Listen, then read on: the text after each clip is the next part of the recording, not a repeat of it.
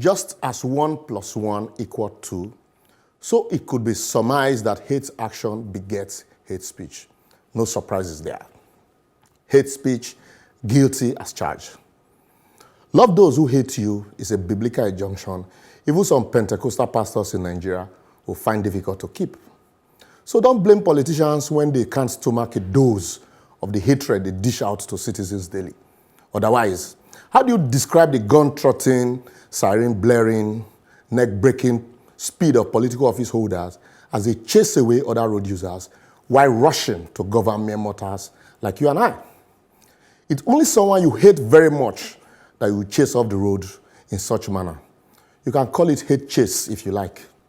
So before you charge me for hate speech, the Nigerian government should be aware that its action and inaction does not encourage peace, justice, and harmony, but breed hatred, anger, and disdain from those that should ordinarily love them. Like Fela sang, if I say $1 = 362 naira, it's old news. What if I say government charges 30% import duties on used vehicles and 70% on brand new ones, yet we are not producing or plan to start producing any of these vehicles? You will say it go bad before it good. I told you cement is at 2,550 naira, the highest in the world. How common man go take build house? Government will say we all can't own houses. Old story. Government has not even been able to fix electricity supply in 30 years, despite over $30 billion budgetary provision. You will say now today.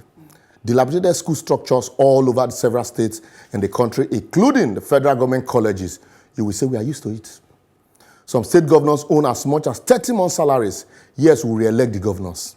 Yet the World Bank says it will get worse if these imminent reforms are not carried out by government. If only we know how other countries are growing in leaps and bounds, we will weep for Nigeria. If we have ideas of how other countries are developing policies that will make life better for their citizens, we'll cover our faces in shame for our dear country. We celebrate mediocrity and applaud backwardness and cluelessness in this country. Does it surprise you that parents are sending their children to schools abroad, including government officials? What is the developmental blueprint for Nigeria? Sorry, strike that out. That's hate speech. Rather than engage in discourse that will endanger meaningful development for all, we celebrate media gagging and debate Jonathan and Buhari as if one is better than the other. Let it be known by government that it's hatred when you make campaign promises and fail to fulfill them. It's hatred when you promise to build a road before election, but after election you leave the road to dilapidate and it leads to the death of many. It's hatred when you create insecurity during and after election and spend government funds without accountability in the name of security votes. It's hatred when you send your children to school abroad, but use the children of the poor and vulnerable to snatch and stuff ballot boxes during election. It's even more hatred when you refuse to pay workers' salaries, while your allowances and entitlement are paid even before due date.